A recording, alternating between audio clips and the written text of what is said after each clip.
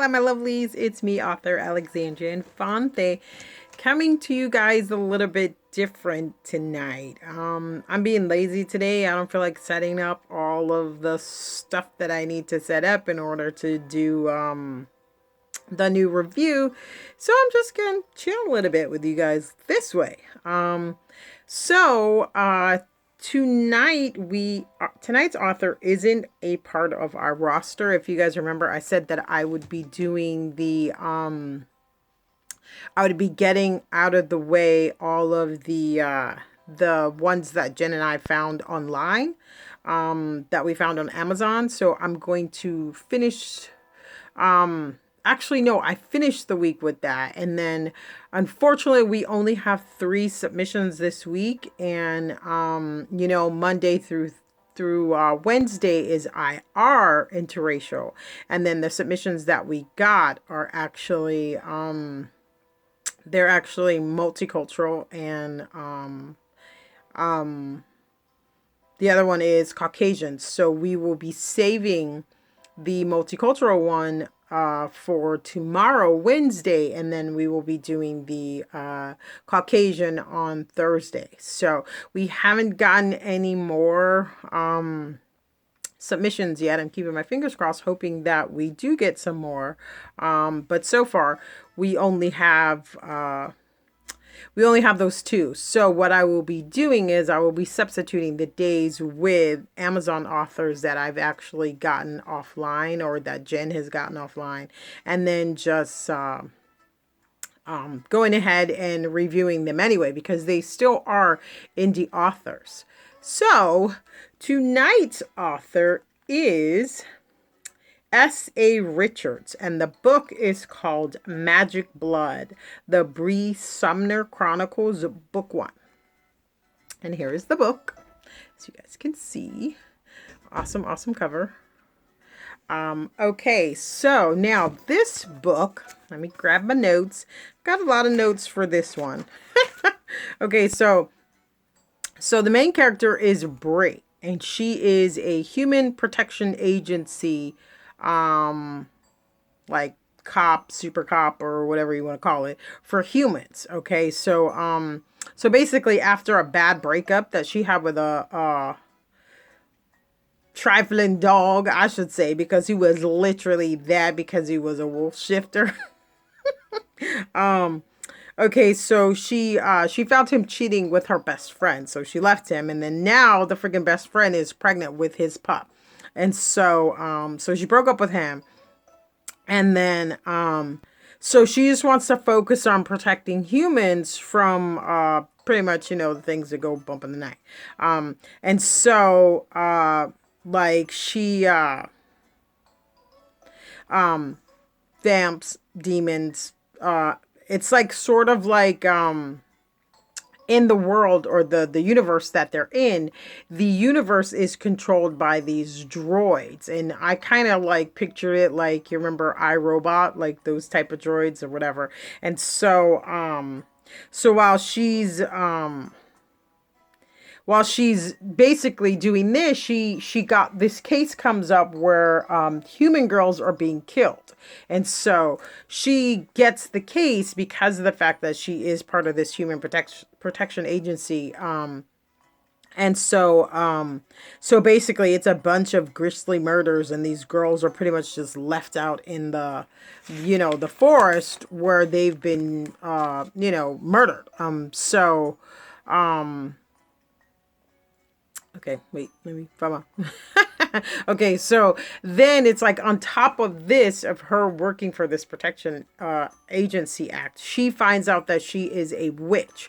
And now witchcraft has been banned in this droid society. So you can only be a witch if you have like an actual binding bracelet, which would basically bind you to this council of droids. And so you're not allowed to be a witch. Like, you can be a vampire, you could be a demon, you could be whatever, but you can't be a witch. And so basically, if you find out that you have some witchcraft or warlock or whatever in your background, then you have to automatically, immediately, like, pretty much turn yourself over to them.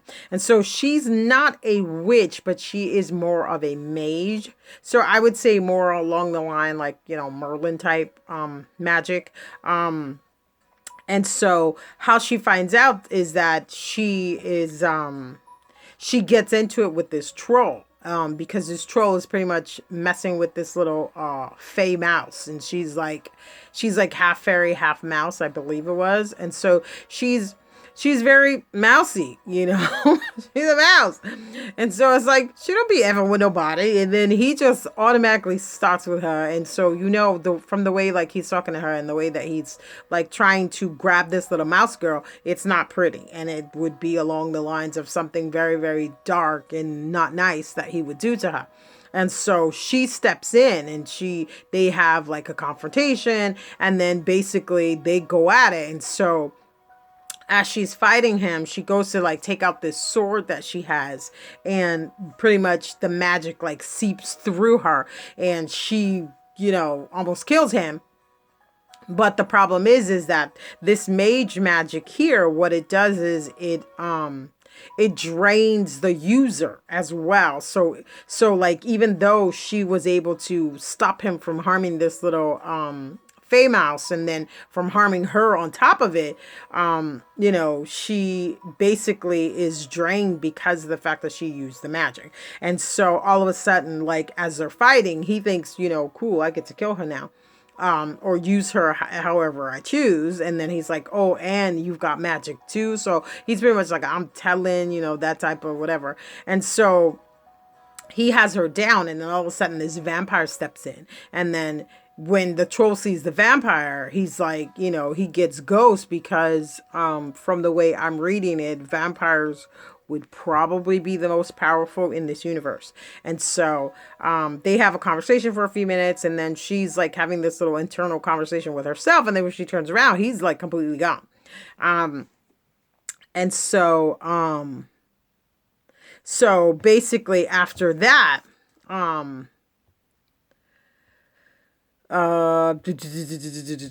wrote my notes down because this book it wasn't long. It was like 244 pages, but to try to like remember all of this stuff, I'm getting old, y'all. So basically the vamp, his name is Nicholas, and he's part of this duo. It's him and his brothers.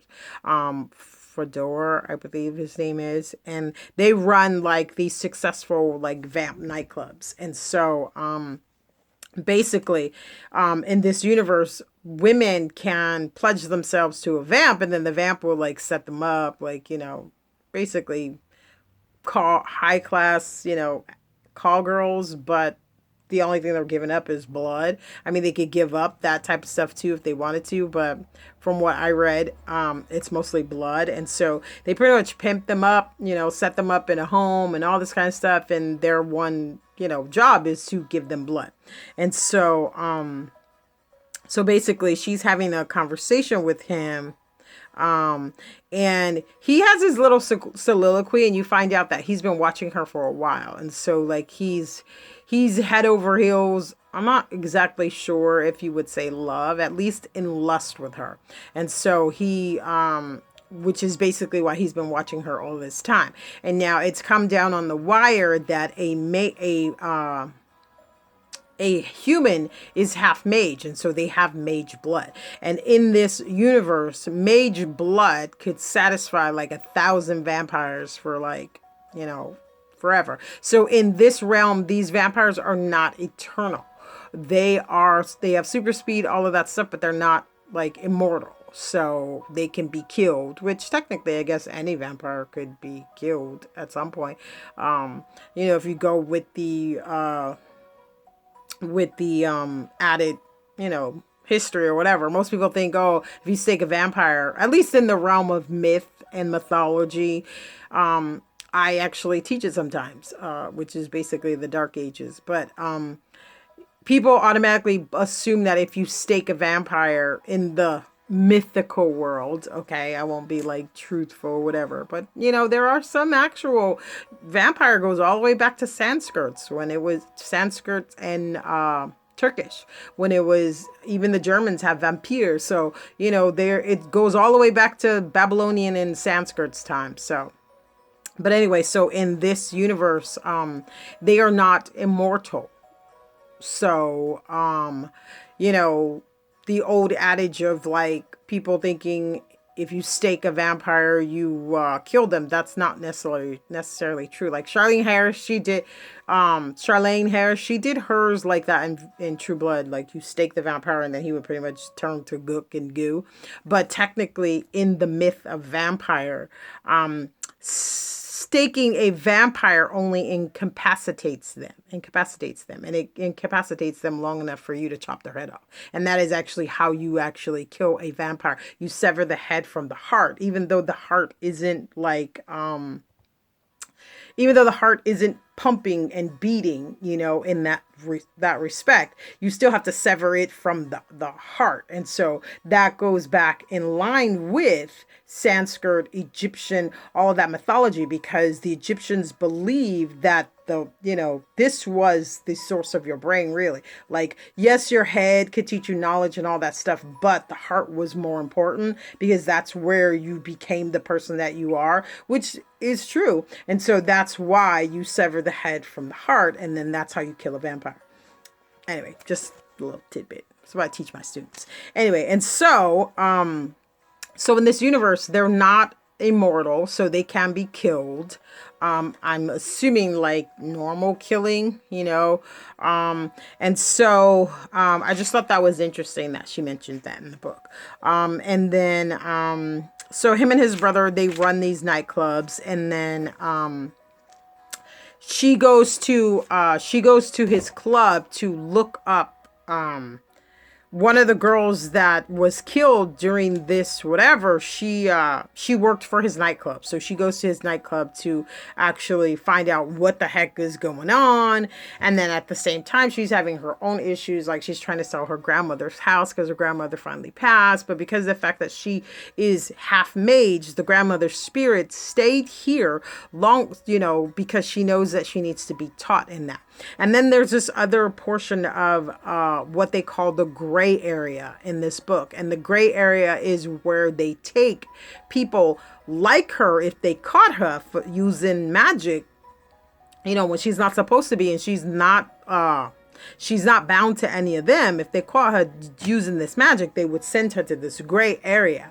And so I'm not going to tell you what the gray area is. I want you guys to read this book. So now, this book was what I like to call a easy read.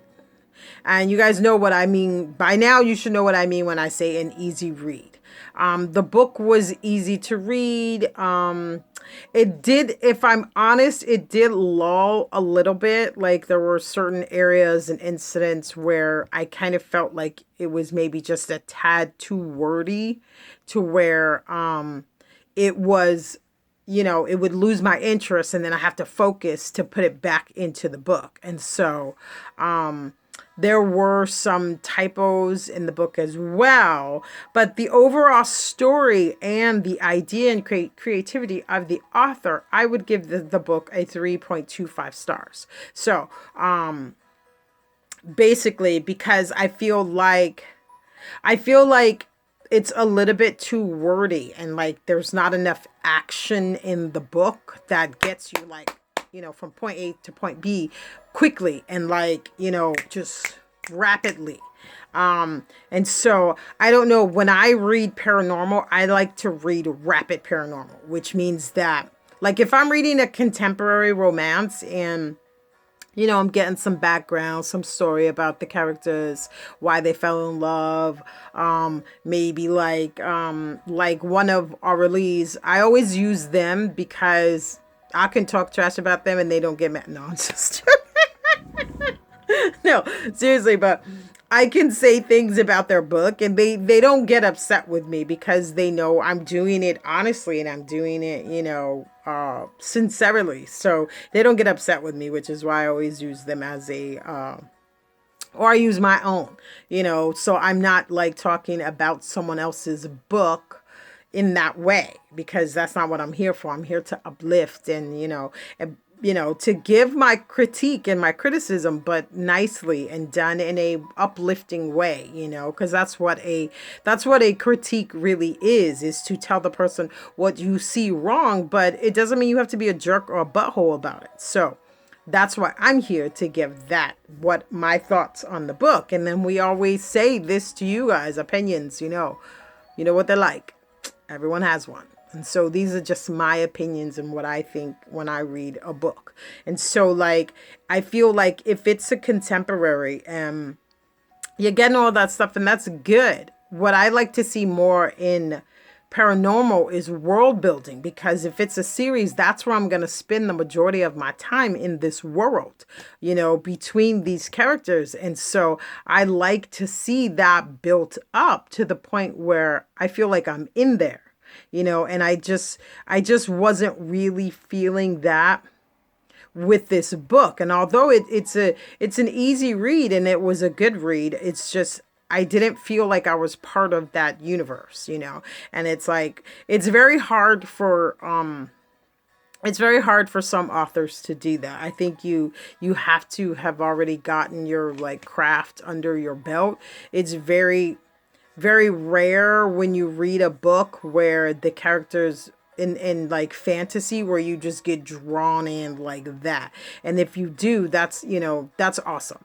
And then I like to also, I think you should have rapid motion. Like for paranormals, they can't lull, because once you pick up a lull in the book, what normally happens is the reader gets disinterested. And so if anything I could say, if I had to say anything that I didn't like about this book, it would be there were several lulls in it where the story, you're reading through it and you're kind of feeling like, okay, well, some of this wordiness didn't really need to be in there. It needs to be a straight shot, the action between the characters. And so that's what I'm saying. If I had to start this, I would start at 3.25. Because the book is good, and it just lacks like that oomph to me, like whatever it is that needs to draw me more into this story, I'm not getting it. And I kind of feel like it has to do with the world building, because you get thrown into the beginning of the book, and I'm noticing that a lot of paranormal authors aren't building up these worlds. They're like, the first book, it's hard to do that. I know, because I write 6 series, and I'm not saying that I'm all this and I'm better than everybody else. That's never what I would ever say. But that first book, you have to spend building up your world, because this is where your readers are going to spend all of their time, in your world. Like when I wrote Midna's Fairy Tale, the one thing that I wanted to do was I had to build up Midna's world, because she is the human, but I also had to build up Kellen's world, because Kellen and his brother Kellen, they're both Fae. And so I wanted you to see the differences between the light court and the dark court. So I had to be able to build that up. And so I just feel like, like the gray area, like, things like that could have been way more dramatic, because what's going on in that gray area, and it's like to automatically engage the reader, because that was one of the things too that drew me in quickly, was the gray area. The fact that she mentioned that, but she didn't actually say what it was in the beginning of the book. So that makes you keep turning the pages, because you want to see what the gray area is. And so I just feel like it's missing that oomph. It's a good book. I want you guys to go out there and get it, because remember, these are my opinions. I'm not a professional, I'm a professional author, but I'm not a professional critiquer. So I do this like I would do my students. That's pretty much how I review, like what I would be telling a student who turned in an essay that, I might have said, okay, I want you to do something creative. Give me a story of blah, blah, blah, blah. And so I'm going to grade it. And so that's kind of what I'm doing with these reviews. I'm telling the author what I would say if I were a teacher, or if Well, I am a teacher, but if it was one of my students. So, that's pretty much it to this review. This book is a good book. It gets a 3.25. So I just would have liked to see more world building, and I would have liked to see more fast action in this book because of the fact that she is a human protection agent, you know, like a little like FBI-ishness or, CIA, that type of stuff, even though it's a fae. I mean, even though it's mages and, magic and stuff like that, she could have been totally kick butt, especially from the cover, because that cover is amazing. And the beautiful, woman of color with that sword, that just could have been like, way more amazing, like, to me. So anyway, that's pretty much it to this review. I want you guys to go out and get this book, because remember, this is all about you. It's not about me. I do the reviews for you. So I want you to go out and get these books to make your own opinions and to enjoy these authors, especially right now, because we really literally have nothing else to do every day but read. And this book, I believe it was a freebie. Let me check this out. I don't know if Jen paid for this or if it's a freebie. We're going to see right now.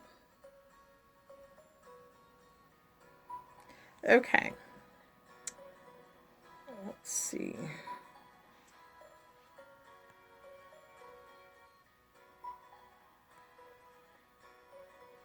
Okay, so there are, let me see.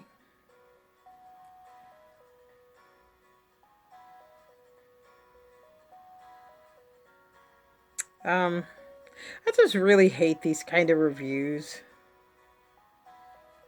Yeah, okay, so, yeah, it is a freebie. It's a freebie right now on Amazon.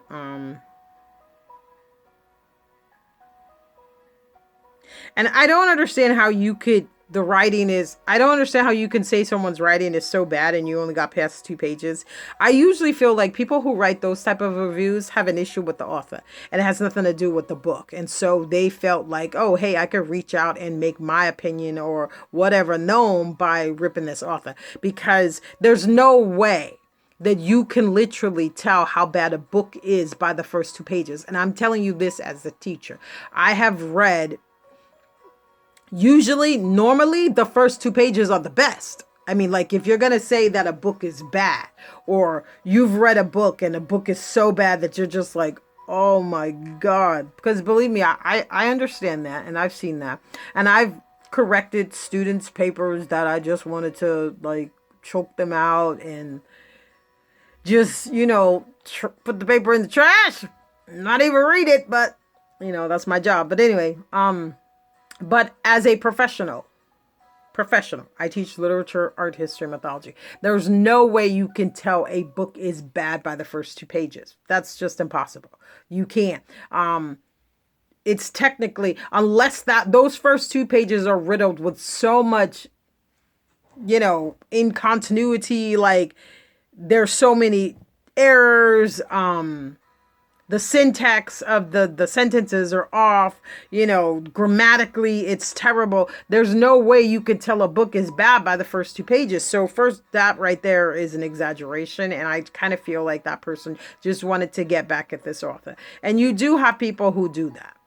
Sometimes it's jealousy, and like they will go and do stuff like that. And I think it's pretty crappy. So now, as far as me reading the book was not bad like that. I didn't have an issue with her and her writing. There were some typos, but they weren't bad enough to take you out of the book. What I have an issue with is that there was a lull. There was a serious, deep lull that kept taking me out of the book, because something else would catch my attention, and then I'd be like, okay, wait, I need to concentrate on this book, especially because of the fact that it was playing. I was listening through the Kindle Whisper or whatever it's called, and so I was listening to it, and so I had to keep my mind focused because it kept taking me out of the book. And so that's pretty much all I'm gonna say about it. Is here's this amazing cover. The cover is beautiful. I want you guys to go out and get this book because, like I said, this is all for you. We do this so you guys can read these books. And the thing with free books, the book is free. You didn't pay for it. So, first off, you shouldn't be complaining about that. I'm sorry. That's just the way I feel. You shouldn't be complaining about that because you got it for free. Now, if you want to leave an intelligent, honest opinion, I have no issue with that. But reviews like that, you can't tell a book is bad by the first 2 pages. I don't care who you are. Or the ones who will say, I didn't read this book, but it's a 1 star. No, you can't grade someone's book by not reading it. You can't star someone a 1 star when you haven't even read the book.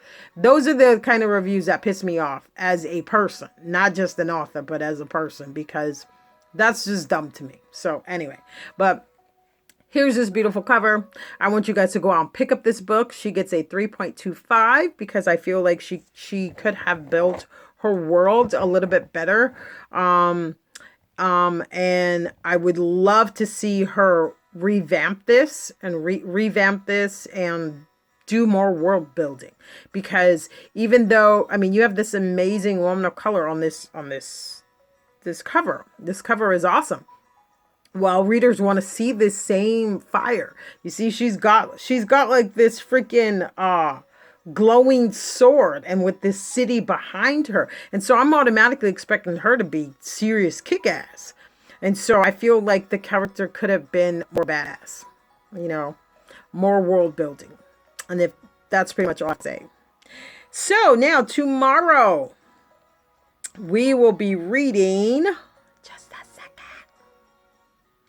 We are going for a contemporary romance. Tomorrow we will be reading Jada Jordan. Jada. I'm so sorry. We'll be reading Jada Jordan, and the book is called Rapture, a Black woman, white man, billionaire romance. Rapture series of book 1. So this is what we shall be reading tomorrow. And that's pretty much it, my lovies. Don't forget to subscribe to the channel. I know it's a little bit different today, but I was tired. I stayed up all night doing something that I should not have been doing. See the bags under my eyes.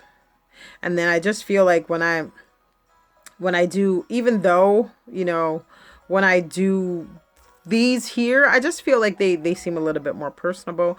This is what I do for my own channel. Like I don't go to the, the area that we set up for the reviews. I don't go over there. I just usually just chill like this and just come to the readers. I kind of feel like you can see me better too. And that's pretty much it. Peace and love. You guys don't forget to subscribe to the channel. Click like and subscribe. That's a big one right there, because we need you in our world. And that's pretty much it. Click that little button, then click the bell. So every time we upload a new video, you will get it first. Bunches, and I will see you tomorrow. Love you.